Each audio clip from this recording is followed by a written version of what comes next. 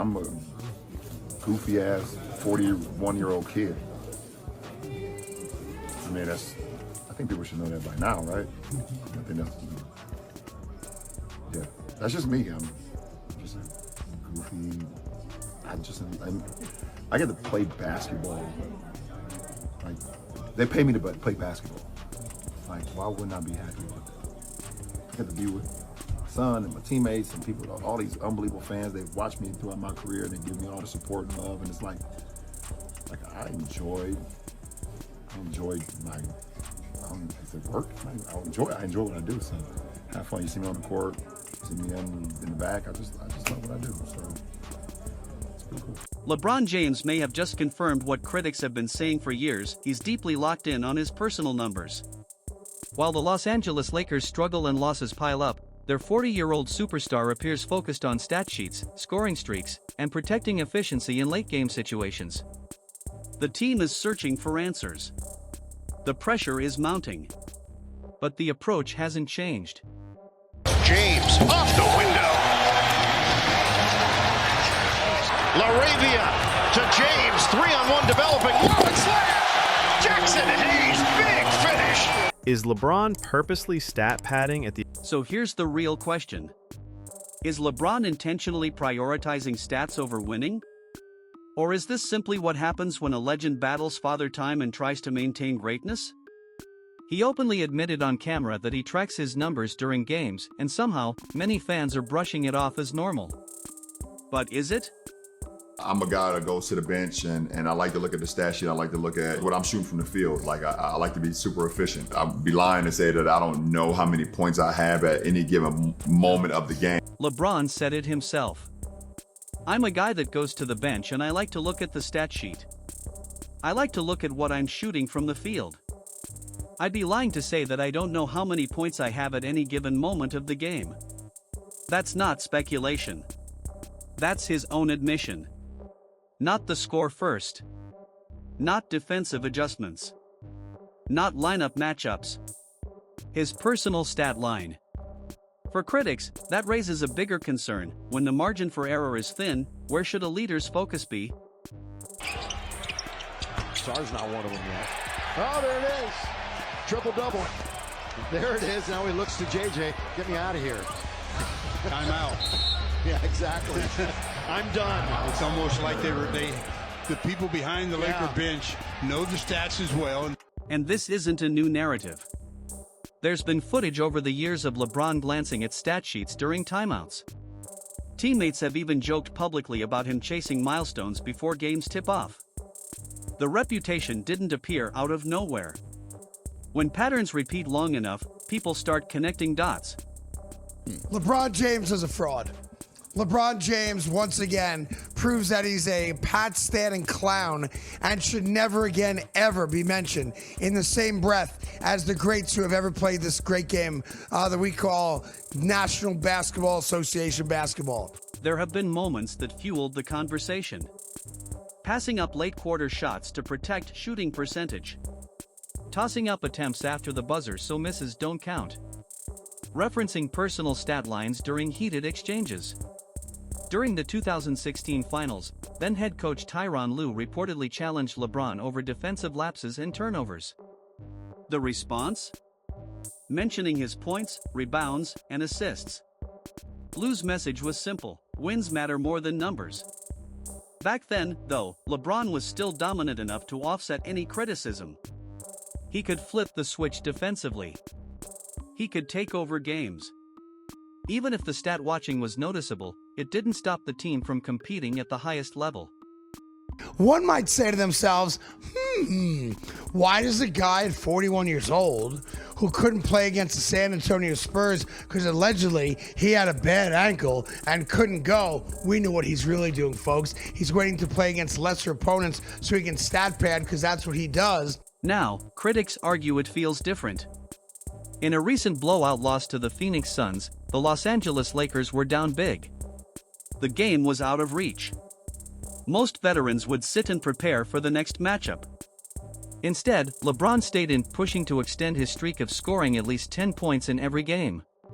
When he reached the mark, cameras showed him glance upward, exhale, and soon after check out of the game. For supporters, it's competitive pride.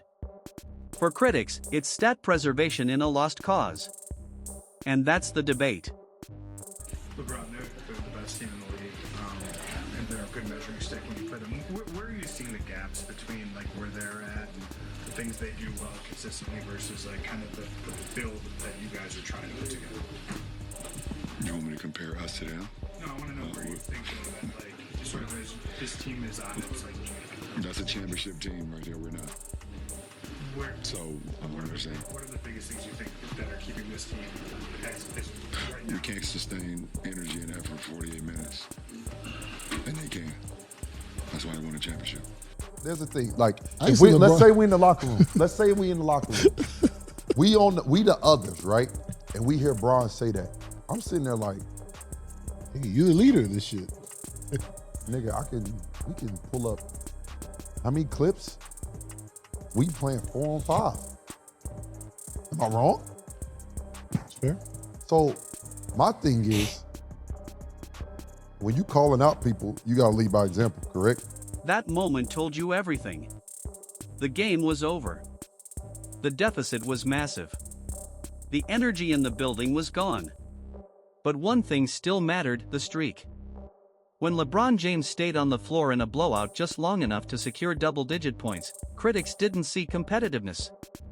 They saw preservation. They saw a personal milestone being protected while the bigger picture, winning the game, had already slipped away.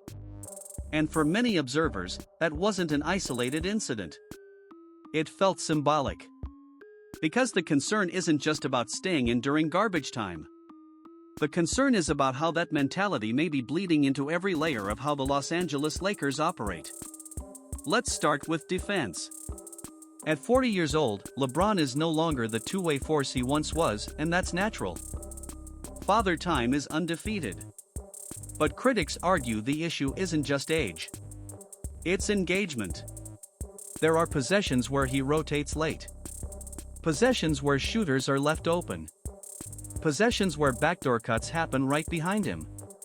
And then there are the transition gambles, leaking out early, positioning himself for an outlet pass before the defensive possession is fully secured. When it works, it produces easy fast break points. It looks explosive. It shows up in the box score. It creates highlights. But when it doesn't work, and often it doesn't, the Lakers are defending 4-on-5. Teammates are forced to over-rotate. That leads to breakdowns. Open threes. Offensive rebounds. Easy second chance points. Over the course of a game, those small lapses compound. Over the course of a season, they define defensive identity. Advanced metrics have only intensified the conversation. In certain lineup combinations this year, the Lakers' defensive rating improves when LeBron is off the floor.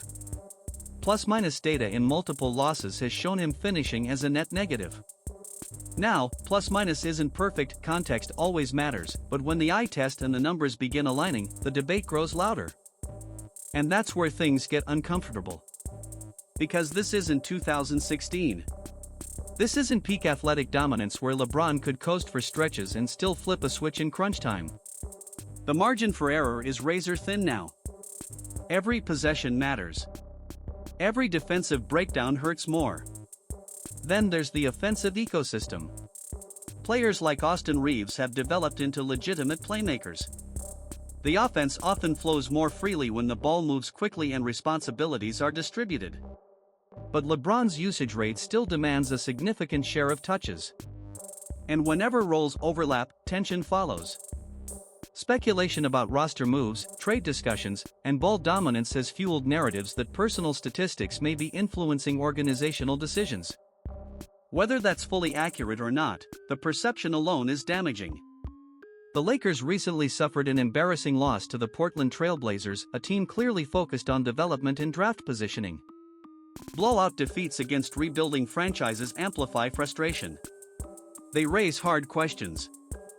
When role players are outperforming expectations and younger contributors are flashing upside, fans start wondering, is the team structured for winning now, or preserving legacy narratives?